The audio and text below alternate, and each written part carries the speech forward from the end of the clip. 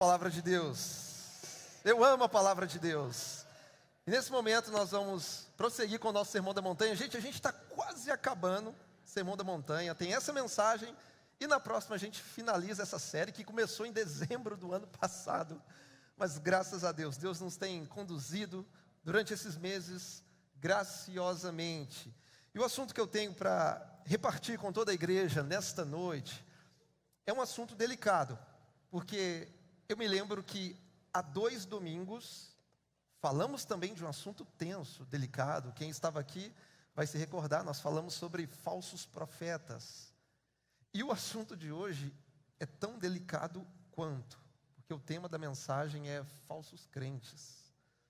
Será que existe algum falso crente no nosso meio? Então vamos para a palavra de Deus. Por gentileza, abra comigo a sua Bíblia, Evangelho de Mateus, capítulo 7, a partir do verso 21. Mateus, capítulo 7, verso 21 em diante.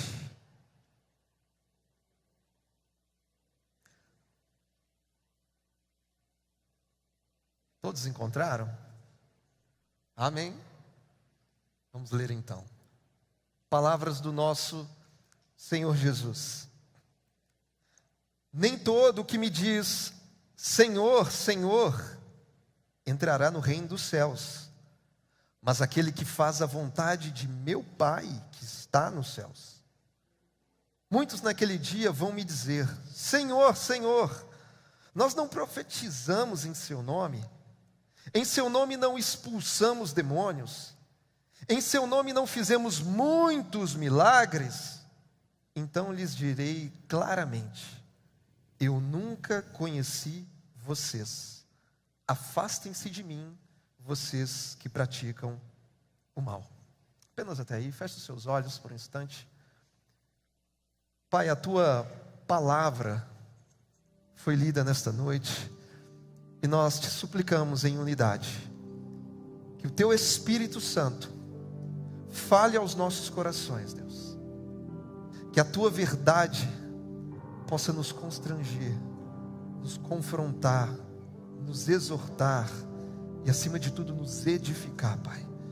Porque a tua palavra é a verdade que nos liberta do engano, é a verdade que nos salva de nós mesmos. E te pedimos, Pai, que soberanamente o teu Santo Espírito venha conduzir todas as coisas, cada palavra declarada, pronunciada, que seja como uma semente que cairá nos corações e que possa produzir frutos que gerem vida na vida das pessoas, Pai.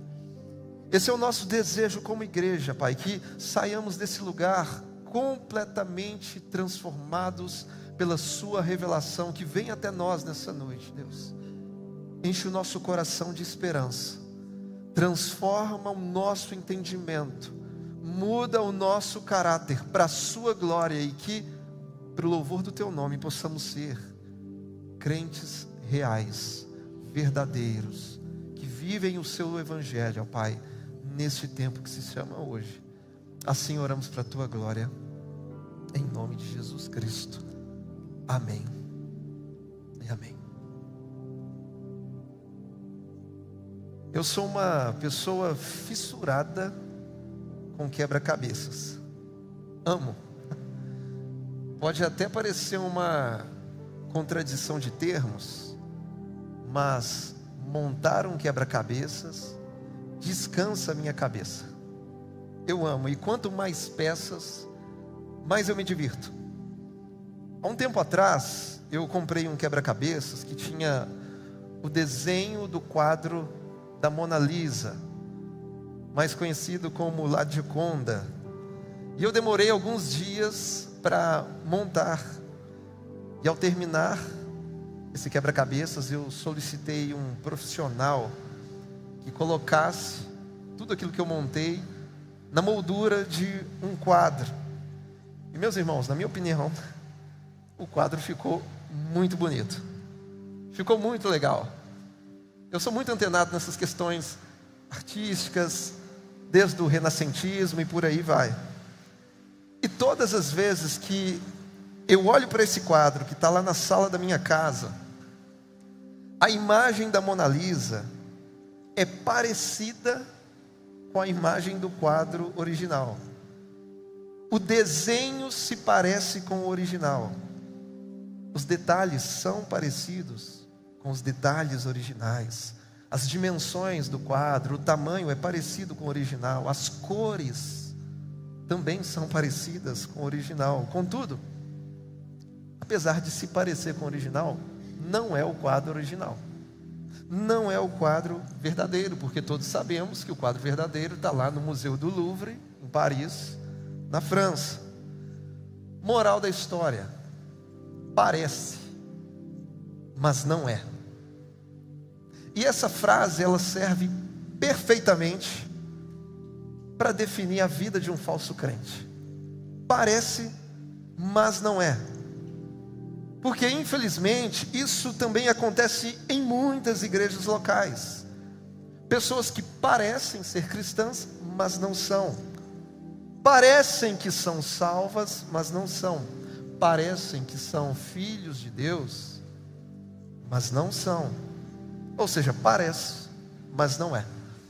No texto bíblico que acabamos de ler, Jesus está desmascarando os falsos crentes, desmascarando aqueles que parecem, mas não são. E a pergunta que eu me proponho a fazer nesta noite é: será que existe algum falso crente no nosso meio? Será que existe algum falso crente entre nós? E para respondermos essa pergunta, nós não precisamos olhar para os lados na tentativa de identificar quem é falso e quem não é. O que nós precisamos é olhar para o nosso próprio coração e nos indagar sinceramente diante de Deus com a seguinte questão: será que eu sou um cristão verdadeiro? Será que de fato eu já me converti? Já aconteceu algo dentro de mim? Será que eu já arrependi dos meus pecados e coloquei minha fé unicamente na pessoa e obra de Jesus Cristo? Então nesta noite eu quero compartilhar com vocês algumas características dos falsos crentes, de acordo com o texto que Jesus nos apresenta. Em primeiro lugar, uma das características de um falso crente é que ele possui uma confissão sem obediência. Ele fala, confessa, professa, mas ele não obedece à verdade da palavra de Deus. Por isso no verso 21 Jesus diz: nem todo o que me diz Senhor, Senhor entrará no reino dos céus, mas aquele que faz a vontade do meu Pai que está nos céus. Então o texto está falando de pessoas que verbalmente confessam que Jesus é Senhor, mas na prática elas não obedecem a Deus, elas não obedecem à vontade de Deus. Portanto, se trata de uma confissão sem obediência. Ou seja, existe um abismo entre o que a pessoa fala e o que a pessoa vive. Ou seja, com a boca eles dizem que Jesus é Senhor, mas na prática eles não obedecem à palavra de Deus. Eles não se submetem à vontade de Deus que foi revelada no texto sagrado.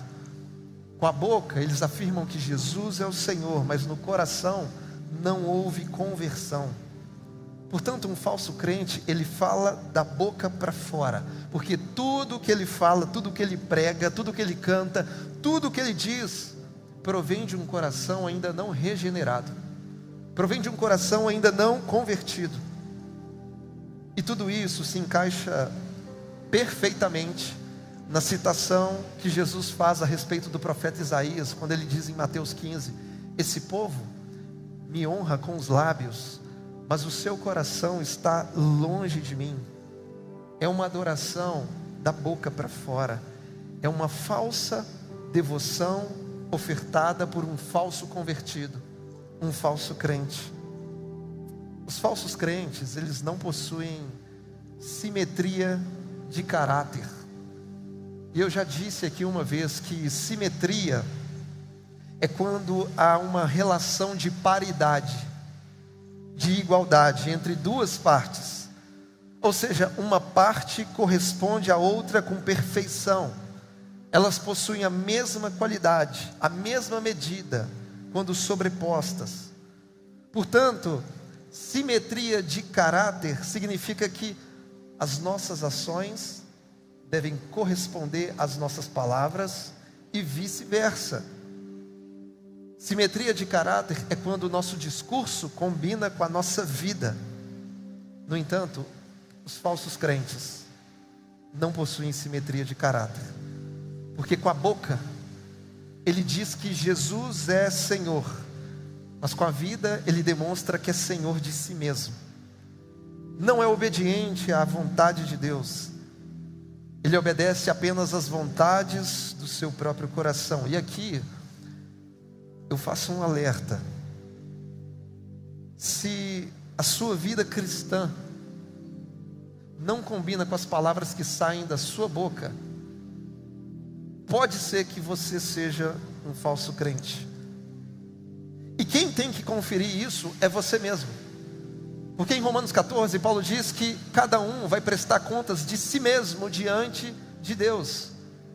Então não sou eu que vou conferir isso na sua vida, não são os seus pais, não é o seu cônjuge. Cada um vai prestar contas de si mesmo diante de Deus. E eu sei que parecem ser palavras duras, palavras não palatáveis, não tão agradáveis e saborosas assim, mas eu preciso te alertar enquanto é tempo, porque se você chama Jesus de Senhor, mas não tem vontade alguma de obedecer a Bíblia, você é um falso crente. Se você chama Jesus de Senhor, mas vive na imoralidade sexual, idolatra o dinheiro, engana as pessoas à sua volta, você é um falso crente. Se você professa o senhorio de Cristo, mas não se entristece quando peca, não se arrepende, não tem o desejo de se santificar, você é um falso crente. Se até então, após a sua conversão, você nunca precisou renunciar nada por amor a Jesus, a sua vida é a mesma de sempre, está tudo errado. Você ainda é um falso crente. Ou se durante muitos anos você vem acumulando na alma raízes de amargura e não consegue liberar perdão sobre aquele que te feriu há muito tempo atrás, você também é um falso crente. Você não tem o Espírito Santo, você ainda não é discípulo do Cristo que ensina a perdoar pessoas. Por isso eu estou dizendo que se a sua vida cristã não combina com as palavras que saem da sua boca, pode ser que você seja um falso crente. E nós temos que estar atentos, porque de nada adianta eu afirmar que Jesus é o meu Senhor, se na prática eu não obedeço à palavra de Deus. Você sabe o que é um cristão nominal? Um crente nominal? Um cristão nominal é aquele que é cristão apenas no nome. É alguém que se diz cristão, mas não existe fome espiritual na sua vida. Não há um desejo sincero de conhecer melhor a Deus. Não há prazer em ler a Escritura e aprender com o que ela ensina. Isso é o que chamamos de cristianismo nominal ou não praticante. São pessoas que se dizem cristãs, pessoas que vão à igreja, que frequentam um ambiente como esse, mas no dia a dia não possuem as suas vidas guiadas por Deus. Elas tomam decisões em seus negócios da mesma forma que os descrentes tomam. Elas lidam com o dinheiro da mesma forma que os descrentes lidam. Elas possuem um casamento que não se difere do casamento dos descrentes.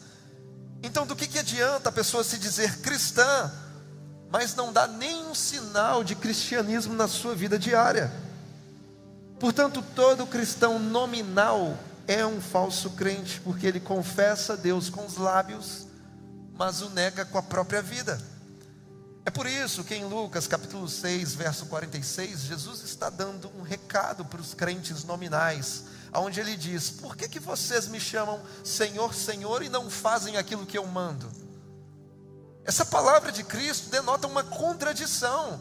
Pessoas que o chamam de Senhor, ou seja, reconhecem verbalmente o senhorio de Cristo, mas na prática não se submetem às suas ordenanças, aos seus preceitos e à vontade de Deus Pai. Portanto, se trata de uma contradição. Por isso, meus irmãos, palavras de devoção de nada valem se não estivermos obedecendo a Deus, porque a obediência é o que caracteriza uma verdadeira fé. A confissão verbal deve vir acompanhada de obediência moral. Se eu abro a boca para dizer que Jesus é o meu Senhor, significa que a minha vida pertence a Ele, e portanto eu lhe devo total devoção e completa obediência. Por isso que em João 14 Jesus diz: aquele que tem os meus mandamentos e os obedece, esse é o que me ama. Esse é o que me ama. Obedecer a palavra de Deus é uma declaração de amor. Então os que verdadeiramente amam a Deus terão prazer em obedecê-lo, terão prazer em guardar os seus mandamentos, terão prazer em fazer a sua vontade. Portanto, mais do que dizer que Jesus é Senhor, Deus deseja que façamos a sua vontade.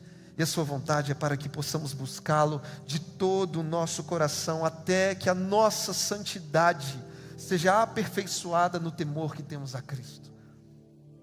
Então, recapitulando, a primeira característica de um falso crente é que ele tem confissão sem obediência.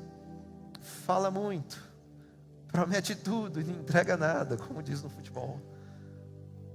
É da boca para fora, o coração ainda não é regenerado pelo Espírito Santo. É uma devoção verbal apenas. Segunda característica de um falso crente é o que eu vou chamar nesta noite de serviço sem relacionamento. Faz, mas não tem relacionamento algum com o Criador de todas as coisas.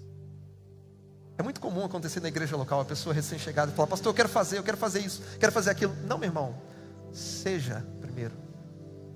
Seja, entenda a sua identidade em Cristo, e a partir daí você vai estar pronto para fazer alguma coisa. Porque não adianta serviço sem relacionamento. E Jesus nos diz no verso 22, muitos naquele dia vão me dizer: Senhor, Senhor, nós não profetizamos em teu nome? Em seu nome não expulsamos demônios? Em seu nome não fizemos muitos milagres? Então lhes direi claramente: eu nunca conheci vocês. Presta atenção no que o texto está dizendo. O texto está falando de pessoas que, em nome de Jesus, profetizaram, expulsaram demônios, fizeram muitos milagres, mas Jesus não as conhecia. Isso é serviço sem relacionamento. Isso é o que eu chamo de carisma sem caráter. O texto fala de pessoas que fluíram nos dons espirituais, mas não possuíam o fruto do Espírito Santo. E o fruto do Espírito Santo é o caráter de Cristo em nós. Esse fruto do Espírito Santo está descrito lá em Gálatas 5:22, que nos diz que o fruto do Espírito é amor, alegria, paz, paciência, bondade, benignidade, fidelidade, mansidão e domínio próprio. São 9 gomos do fruto do Espírito Santo, que fala das virtudes do caráter de Cristo, que o Espírito Santo coloca em nossas vidas. Portanto, o fruto do Espírito é diferente de dons espirituais. Já disse isso aqui algumas vezes, e eu gosto de enfatizar aqui, no meu entendimento, o fruto do Espírito é muito mais importante que dons espirituais, porque o dom tem a ver com o que o Espírito faz através da minha vida, enquanto o fruto é o que o Espírito faz na minha vida, no meu caráter, no meu coração. Então o fruto é mais importante que o dom. Fruto está ligado ao caráter, aquilo que somos diante de Deus. É por isso que Paulo, na primeira carta aos Coríntios, capítulo 13, ele vai dizer: ainda que falássemos a língua dos anjos, ainda que profetizássemos, ainda que tivéssemos o dom da fé para mover montanhas, se não tivermos amor, isso não tem valor algum. E o amor não é dom espiritual, o amor é fruto do Espírito Santo, começa com o amor. Portanto, de nada adianta você tentar fluir nos dons, se primeiro você não aprendeu a amar pessoas. Portanto, a maior evidência de que uma pessoa é cheia do Espírito Santo não é o dom, mas é o fruto. Porque o fruto do Espírito Santo é a própria tradução do caráter de Jesus em nós. Já disse aqui na igreja algumas vezes que o grande problema na vida de muitos é quando sobra o dom e falta o fruto. Já expliquei isso, a diferença. Falar em línguas é dom, e guardar a língua dentro da boca é fruto. Porque tem gente que fala em línguas e fala mal das pessoas. Grave isso no seu coração. Não adianta falar em línguas se eu vivo falando mal das pessoas. Isso só mostra que eu tenho dom, mas eu não tenho fruto. Eu tenho carisma, mas eu não tenho o caráter. Tem líder que se comunica muito bem, que fala bem em público, e ao mesmo tempo é prepotente, é orgulhoso, arrogante, cheio de si. Ou seja, ele tem o dom, mas não tem o fruto. Tem gente que explica a Bíblia muito bem, e ao mesmo tempo é um analfabeto emocional. Tem o dom, mas não tem o fruto. Tem gente que é excelente na realização de tarefas, mas é péssimo nos relacionamentos, dá BO com todo mundo. Tem o dom, mas não tem o fruto. O problema da igreja não é a presença do dom, é a ausência do fruto do Espírito Santo. O problema é quando sobra carisma e falta caráter cristão. Por isso, em outras palavras, no dia do juízo, Jesus vai dizer o seguinte aos falsos crentes: apesar de vocês terem fluído em algum dom, vocês não revelaram o fruto do meu Espírito. Vocês não carregam o meu caráter. Vocês não se parecem comigo. Portanto, fiquem longe de mim, porque eu não conheço vocês. Não há semelhança entre nós. Nós estamos falando de pessoas que serviram sem possuir um relacionamento real com Jesus. Pessoas que fluíram nos dons, mas não tinham o caráter de Cristo. Portanto, não eram conhecidas por Ele. Por isso, o fato de alguém se apresentar, operando sinais, milagres, poderosos feitos, isso não é suficiente para provar que essa pessoa é de fato conhecida por Jesus. Não adianta ter o dom se não tem o fruto. Não adianta ter carisma se não tem o caráter de Jesus Cristo. Então, preste atenção. E eu falo isso com muito temor, porque é possível fazermos coisas boas em nome do Senhor Jesus com a motivação contaminada. Se não houver temor, o ser humano é capaz de fazer muita coisa em nome de Jesus para o benefício próprio. Infelizmente, para algumas pessoas, o nome de Jesus é como se fosse um trampolim que o impulsiona a conquistar os seus desejos. Ou seja, para essas pessoas, Jesus não é o caminho para o Pai. Jesus é simplesmente um meio de fazê-los alcançar seus verdadeiros ídolos. Usam o nome de Jesus para o enriquecimento próprio. Usam o nome de Jesus para obter influência e popularidade. Usam o nome de Jesus para exercer poder e domínio sobre as pessoas. Usam o nome de Jesus para se autopromoverem. Por isso, no dia do juízo, Deus vai observar não apenas o que foi feito, mas como foi feito. Com que motivação e propósito fizemos o que fizemos em nome do Senhor. Se foi para a glória de Deus Pai ou se foi para a nossa própria glória. Porque de nada adianta fazer a obra de Deus se você ainda não conhece o Deus da obra. Do que adianta fazer coisas para Deus se você ainda não teve um encontro real com Ele? Se o Espírito Santo ainda não regenerou seu coração, se você não se converteu e não nasceu de novo. Eu contei aqui uma vez uma ilustração de um fato. Um grupo de brasileiros que foi prestar um serviço em uma casa que ficava próxima à cidade de Nova York. E a empresa que contratou esse grupo de brasileiros forneceu a seguinte orientação. Disseram a eles: enquanto vocês estiverem trabalhando na reforma da casa, ninguém pode entrar nessa casa sem uma autorização expressa. Ninguém. Então aquele grupo de brasileiros começou ali a reforma, as obras, os dias foram passando e de repente apareceu um senhor. Ele entrou ali, meio que escondido, e começou a observar os cômodos da casa. E os brasileiros, lembrando da orientação, falaram: meu senhor, o senhor não pode ficar aqui sem uma autorização expressa. Foi nos passada essa orientação. E aquele senhor, ele ignorou e continuou olhando os cômodos da casa. Ele falou: não, eu quero terminar de olhar todos os cômodos, depois eu vou embora. E aí um dos brasileiros, um pouco mais ousado, chegou para ele e disse assim: o que o senhor acha que é para estar falando com a gente dessa forma? E ele disse: o meu nome é Steven Spielberg e eu sou o proprietário dessa casa. Moral da história: aqueles brasileiros estavam na casa do Steven Spielberg, estavam trabalhando para ele, fazendo coisas para ele, falando com ele, mas eles não o conheciam. Os brasileiros não sabiam quem ele era. E guardadas as proporções, essa história nos ensina que é possível que uma pessoa esteja na casa de Deus, trabalhando para Deus, fazendo coisas para Deus, falando com Deus, e ainda assim não conhecê-lo de verdade. Naquele grande dia, muitos vão dizer: Senhor, nós profetizamos, expulsamos demônios, operamos muitos milagres em seu nome. Em seu nome, Senhor, nós cantamos no louvor da igreja, fizemos muitas viagens, pregamos em vários lugares.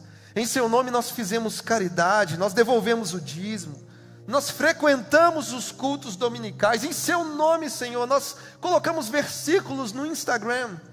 Tudo isso fizemos em teu nome. E Jesus vai dizer: sim, vocês fizeram muita coisa em meu nome, mas tem um grande detalhe: eu não conheço vocês. Quem são vocês? Nunca houve um relacionamento verdadeiro entre nós. Vocês não possuem o meu caráter. Vocês não são meus discípulos. Eu não vos enviei. A motivação de vocês nunca foi fazer a vontade do meu Pai. Vocês usaram o meu nome para fazer suas próprias vontades. Vocês nunca se arrependeram dos seus pecados. Nunca depositaram em mim a confiança de vocês. Vocês não nasceram de novo. Afastem-se de mim, porque eu não vos conheço. Não existe um relacionamento entre nós. Eu não encontro o meu caráter. Eu não encontro o fruto do Espírito na sua vida. E eu creio que essa vai ser a coisa mais aterrorizante que um ser humano vai poder ouvir naquele grande dia. Porque pior do que ser enganado por outras pessoas é quando o ser humano decide enganar a si mesmo, vivendo um falso cristianismo, achando que ser um frequentador de culto é suficiente para a glória de Deus. Meu irmão, tem que nascer de novo, tem que haver conversão. Precisamos nos arrepender dos nossos pecados e colocar nossa fé em Jesus, porque senão você está se sabotando. E naquele grande dia o que você vai ouvir é isso, infelizmente. Só que ainda há tempo. Ainda há tempo. Não sei como tem sido o seu cristianismo até então, mas ainda há tempo. E a Bíblia nos orienta dizendo: buscai o Senhor enquanto se pode achar, buscai enquanto Ele está perto. Então se é tempo de trazer um despertamento, uma transformação de vida, de você rever o seu cristianismo diário, no seu trabalho, na universidade, seja onde for, começando dentro de casa. Ainda há tempo. Ainda há tempo.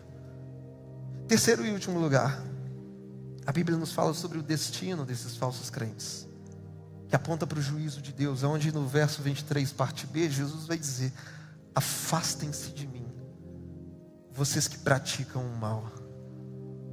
Isso é uma linguagem metafórica que aponta para a condenação, porque Jesus é a própria vida, e quando Ele nos afasta dEle, para longe dEle, é condenação, é morte eterna. E a Bíblia nos apresenta inúmeras ilustrações de como vai ser o destino dos falsos crentes. Por exemplo, em Mateus capítulo 13, nós temos a parábola do joio e do trigo. Joio e trigo são muito parecidos. Eles se confundem nas aparências, eles crescem juntos. Mas no dia da grande colheita, no juízo final, o trigo vai ser recolhido nos celeiros celestiais, enquanto o joio vai ser arrancado e lançado ao fogo para ser queimado.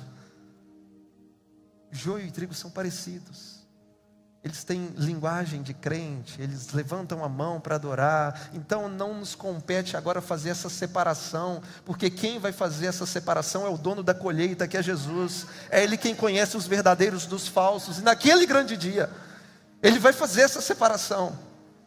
Então não compete a nós ficar falando quem é verdadeiro, quem não é. Não, nós não somos o dono de nada aqui. O dono é Cristo. Em Mateus capítulo 25, a Bíblia diz que quando Jesus vier em glória com todos os seus anjos, Ele vai se assentar no trono. Todas as nações serão reunidas na sua presença e Ele vai separar as ovelhas dos bodes. As ovelhas Ele vai colocar à sua direita e os bodes à sua esquerda. E de acordo com Mateus 25, aos que estiverem à sua direita, Ele vai dizer: vinde benditos de meu Pai, tomem posse do reino que vos está preparado desde antes da fundação do mundo. Mas aos que estiverem à sua esquerda, Ele vai dizer: afastem-se de mim, malditos, para o fogo eterno, preparado para o diabo e os seus anjos. Ou seja, no juízo final, Jesus vai desmascarar os falsos crentes, e eles receberão o juízo eterno de Deus. Eu disse uma vez aqui no culto, uma ilustração, que o falso crente, ele é semelhante a uma nota de dinheiro falso. E vamos supor que alguém recebeu uma cédula de R$200 falsificada, só que a pessoa não sabia disso. E aí essa pessoa com essa cédula falsificada vai lá e compra 2 pizzas. Depois o dono da pizzaria pega essa mesma nota e, sem saber, ele vai no posto de combustível e abastece o seu veículo particular. Depois disso, o dono do posto de combustível utiliza essa mesma nota para pagar os seus fornecedores. E o fornecedor, sem saber ali da procedência da nota, coloca a nota falsa no meio de outras notas verdadeiras e vai fazer o depósito numa instituição bancária. E ao chegar ali no caixa do banco, a nota falsa é descartada, ela é rejeitada, ela foi descoberta e tirada de circulação. E aquela nota falsa de R$200 pode até ter ajudado muita gente enquanto passava de mão em mão, porque ela ajudou a saciar a fome das pessoas que compraram as 2 pizzas. Ela ajudou ali o pizzaiolo a abastecer o seu veículo. Ela ajudou o dono do posto de combustível a pagar os seus fornecedores. Mas no fim de tudo, ela foi identificada como falsa e foi descartada. Da mesma forma vai acontecer com os falsos crentes. Eles podem até fazer muitas coisas boas ao longo da vida, mas no dia do juízo final, eles serão desmascarados e rejeitados.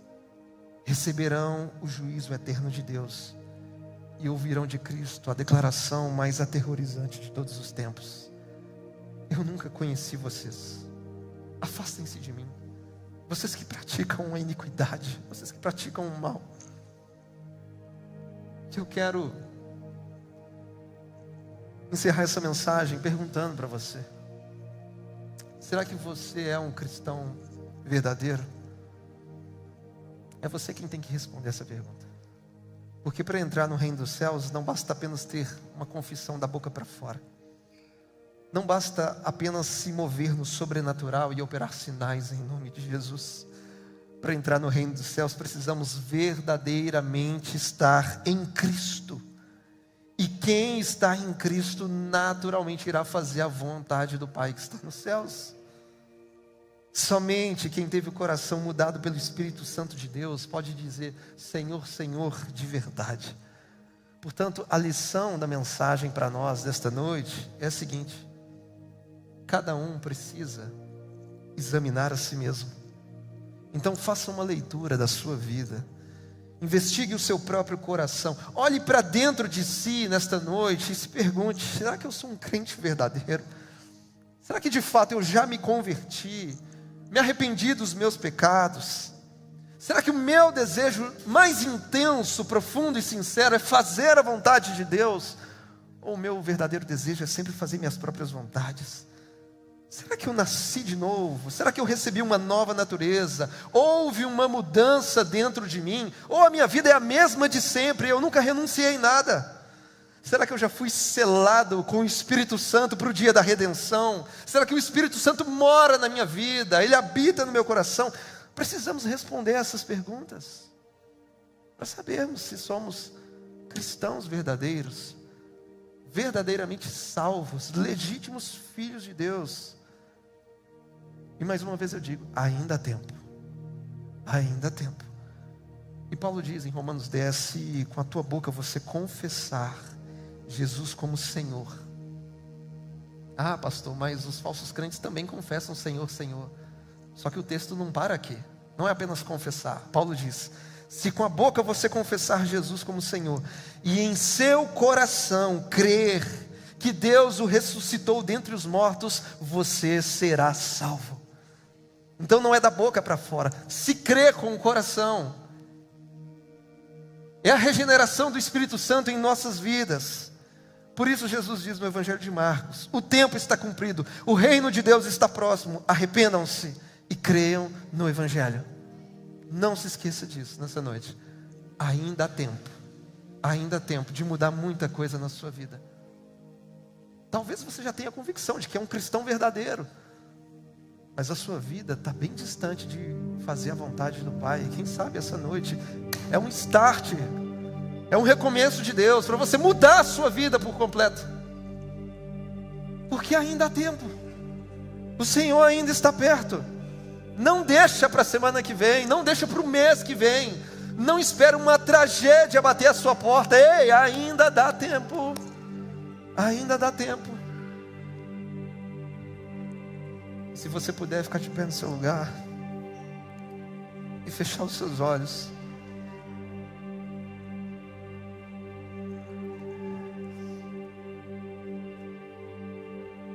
Pai, nós prostramos o nosso coração diante de Ti nessa noite. E te pedimos, Pai, que o Teu Espírito possa falar aos corações aquilo que humanamente a gente não consegue. Porque só o Senhor é capaz de falar na pessoalidade de cada um. É só o Senhor quem conhece a vida de cada um. Por isso eu te peço, Pai, que nessa noite o Teu Espírito Santo venha tomar nossa alma de grande temor, Pai.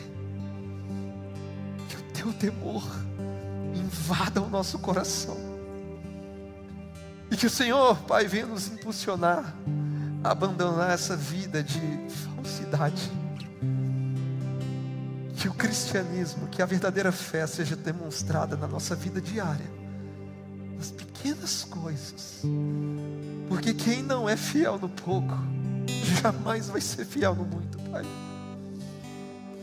Espírito Santo, nos ajuda nessa noite. Nos ajuda nessa noite, ó Pai, a reconhecer nossos próprios pecados, a reconhecer o quão distante nós estamos do Senhor, Deus.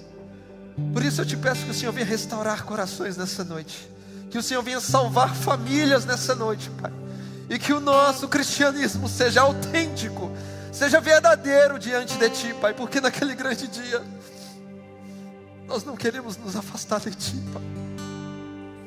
Naquele grande dia nós queremos Te abraçar, nós queremos correr para os Teus braços de amor. Portanto, Deus, faz aquilo que só o Senhor pode fazer.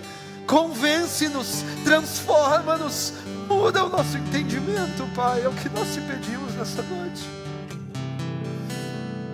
Muda as nossas vidas, Pai, e nos faz trilhar o Teu caminho estreito, o caminho da Tua verdade, o caminho da santificação progressiva, Pai. Aviva o nosso coração, muda os nossos pensamentos, Pai. Corrige as nossas motivações, que possamos buscar fazer a Sua vontade, que vivamos para a Sua glória, porque importa que o Senhor cresça, que possamos diminuir dia após dia. Portanto, transforma-nos nessa noite, Pai. Que haja em nós o fruto do Teu Espírito, que haja em nós amor, alegria, paz, paciência, bondade, benignidade, mansidão, domínio próprio. Encontre em nós o Teu caráter, Pai. É o que desejamos nessa noite para a Tua glória, em nome de Jesus Cristo. E ainda com olhos fechados, quero te convidar a repetir comigo uma oração dizendo: Senhor meu Deus, nesta noite eu ouvi a tua palavra e ela gerou fé em meu coração. Portanto, eu cansei de viver uma vida de mentiras, e agora eu me arrependo dos meus pecados. Eu creio com o coração e confesso com a minha boca que Jesus Cristo verdadeiramente é o meu Senhor e meu Salvador. Escreve, ó Deus, o meu nome no livro da vida, porque nesta noite eu faço uma aliança com o Senhor, e naquele grande dia eu quero te abraçar. Amém. E ainda com seus olhos fechados, aí mesmo no seu lugar, se você se identificou com essa oração, entregando a sua vida a Cristo, ou você que estava afastado e decide voltar essa noite, aí mesmo no seu lugar, levante a sua mão bem alto. Você que fez essa oração entregando a vida a Cristo, você que estava afastado do Evangelho, eu vejo mãos levantadas. É noite onde Deus faz novas todas as coisas. Deus abençoe a sua vida, Deus abençoe a sua vida. Pai, eu te apresento a vida dos meus irmãos, das minhas irmãs, reconhecendo, Pai, que tudo que acontece nessa noite é obra do Teu Santo Espírito, Pai, não é obra de homens. E eu te peço, ó Deus, que a Tua vontade, boa, agradável e perfeita, possa invadir esses pensamentos, que o Teu Santo Espírito nesse momento venha fazer morada nesses corações, que o Senhor possa levantar essas vidas, essas famílias, com um testemunho dessa geração, e que elas possam caminhar debaixo do discipulado de Jesus Cristo, ó Pai, aprendendo contigo, que é manso e humilde de coração. Eu te peço, ó Deus, que o Senhor levante essas famílias, levante essas pessoas no nosso tempo, para impactar outras vidas para a sua glória, Pai. Que elas sejam cheias do seu Espírito, cheias do seu poder, cheias da sua graça, Pai, em nome de Jesus. É um momento onde o coração de pedra recebe um coração vivo, um coração de carne, onde o Teu Espírito faz novas vidas para a glória de Deus, Pai. Abençoe, Senhor, essas vidas para a Tua glória, em nome de Jesus, em nome de Jesus Cristo, em nome de Jesus. Amém. É noite onde Deus faz novas todas as coisas. É noite onde nós podemos contemplar a presença do Cristo que é revelado ao partir do pão. E nesse ambiente de adoração, onde o Espírito de Deus nos conduz com liberdade, os nossos voluntários estarão distribuindo os elementos da ceia. E nós reconhecemos que ceia é uma ordenança de Cristo para nós. Portanto, você que já desceu as águas do batismo, você que já é batizado, você vai receber os elementos da ceia do Senhor. E em unidade, em comunhão, nós vamos celebrar aquele que vive. Porque a ceia é um memorial. E não é um memorial fúnebre, porque aquele que morreu ressuscitou ao terceiro dia. A ceia do Senhor é um banquete festivo, porque a morte não segurou o nosso Senhor. Nada pôde prendê-lo naquela cruz. No terceiro dia a pedra do sepulcro rolou. Então a boa notícia do Evangelho diz que Jesus vive. Jesus está vivo. Então nessa noite, ao receber os elementos da ceia, com base na mensagem que foi ministrada, que você examine a si mesmo. E se porventura você encontrar alguma coisa em você que está em desacordo com a vontade do Pai, meu irmão, em nome de Jesus, se arrependa agora, porque em Jesus está o perdão dos pecados. Se arrependa, abandone essa vida e trilhe o caminho estreito para a glória de Jesus Cristo. E enquanto você se autoexamina, nós estaremos adorando ao Senhor nessa noite. Abra o seu coração. Nós estamos na liberdade do Espírito Santo de Deus. Aleluia. Teu sangue leva-me além, todas as alturas. ouço a tua voz, fala de tua justiça pela minha vida. Jesus, este é o teu sangue.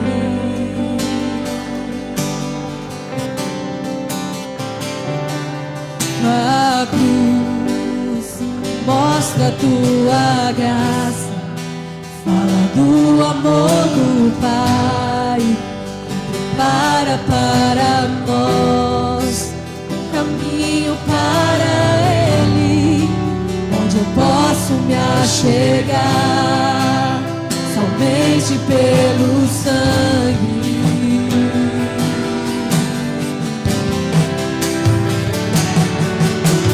E nos lava dos pecados e nos traz restauração. Nada além do sangue, nada além do sangue de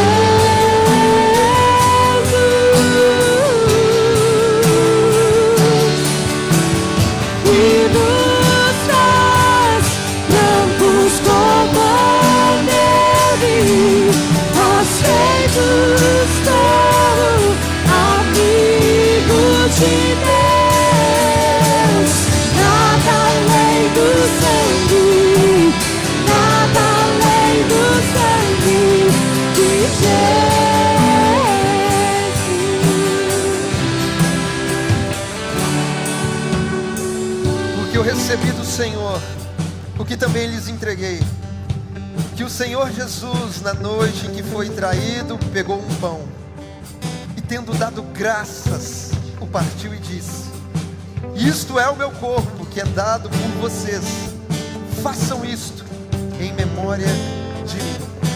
Você agora pode comer do pão. Aleluia.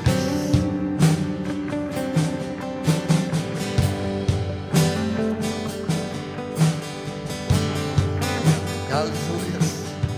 Te adoramos, Jesus. Tu és o pão da vida. Do mesmo modo, depois da ceia, pegou também o cálice, dizendo: este cálice é a nova aliança no meu sangue. Façam isto todas as vezes que o beberem em memória de mim. Porque todas as vezes que comerem esse pão e beberem o cálice, vocês anunciam a morte do Senhor até que Ele venha. Pode tomar do cálice. E nos lava dos pecados e nos traz restauração. Nada além do sangue, nada além do sangue de Jesus.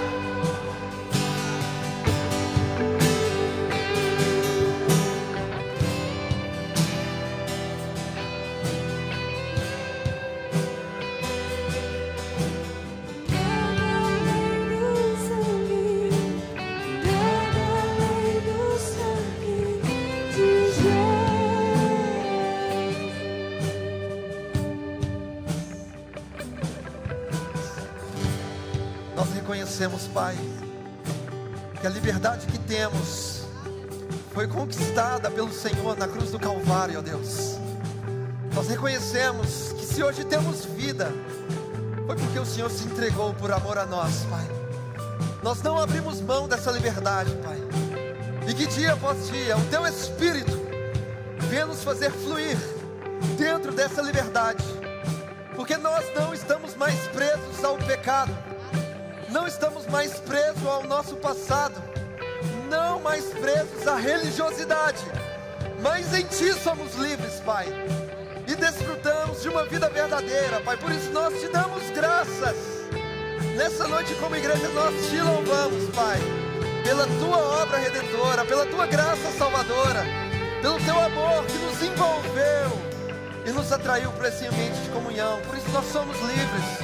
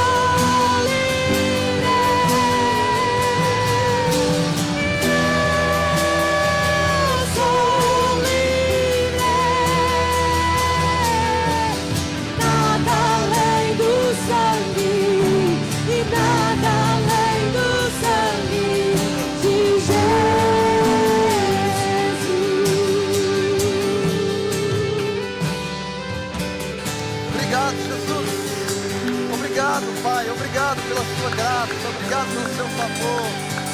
Obrigado, Deus. Te louvamos nesta noite. Obrigado, Pai. Aleluia. Glória a Deus. Quantos crentes verdadeiros nós temos aqui essa noite? Perguntar de novo, tem gente que ficou meio assim, se levantava a mão. Quantos crentes verdadeiros temos aqui nessa noite? Glória a Deus, meu irmão. Tem que ter certeza, viu? Fica vacilando aí não. Tem que ter certeza da salvação, porque o Espírito de Deus testifica com o nosso espírito de que somos filhos de Deus. Precisamos ter certeza. Amém? Que o amor do Pai, a graça de Deus Filho e a comunhão do Espírito Santo seja sobre as nossas vidas hoje e até a volta de Cristo. Que você vá em paz, tenha uma semana abençoada na presença de Deus, em nome de Jesus Cristo. Deus abençoe, meus irmãos.